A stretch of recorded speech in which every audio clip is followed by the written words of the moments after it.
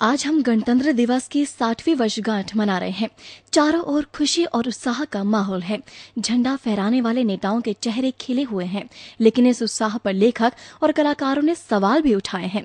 Film अभिनेत्री नंदिता दास, प्रसून जोशी, दीप्ति नवल और अन्य साहित्यकारों का क्या कहना है, इस पर जानकारी ली। 26 जनवरी का क्या महत्व रह गया है इस देश में? चाहे 15 अगस्त हो, 26 जनवरी वो छुट्टी बस एक बन गई है।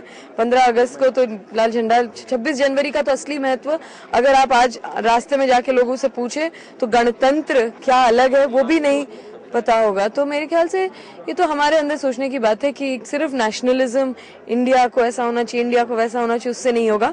ये हम सब पे जिम्मेदारी है। ये सेलिब्रेशन है इंडिया की डेमोक्रेसी। हम समझते नहीं कि डेमोक्रेसी कितनी जरूरी चीज होती है, क्योंकि हम यहाँ पे रहते हैं, हम टेकन फॉर ग्रांटेड करते हैं।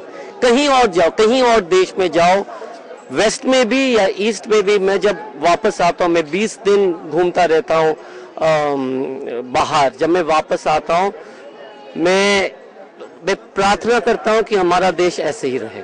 कोई भी ऐसा मौका हो, चाहे वो 15 अगस्त हो या गणतंत्र दिवस हो, हमें ये याद रखना चाहिए कि ये देश कैसे बना है। बहुत मुश्किलों से, बहुत चुनौतियों के बाद ये देश बना है और हम सबको अपनी जिम्मेदारी समझनी चाहिए। एज हमारे जो सिटीजन हैं, हमारे देश के नागरिक हैं, एक जिम्मेदारी हम जैसे अपने पिता की तरह समझते हैं बच्चों के प्रति, एक बेटे की तरह समझते हैं माँ के प्रति, ऐसी जिम्मेदारी हमें अपने देश के प्रति भी समझनी चाहिए। उसको जीवन का अंग बनाना चाहिए।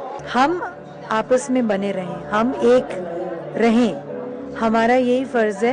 26 जनवरी को हम यही दोहराएं अपने जहन में कि we are one people, India, we are one people, whether we are Hindus, Muslims, Christians, whatever, we are all one people and we should not let any other forces, any other agenda distort that vision of ourselves. कलाकारों की ही नहीं, देश के हर नागरिक की शायद यही सोच है कि आखिर देश के सामने खड़ी चुनौतियां इस कदर क्यों बने।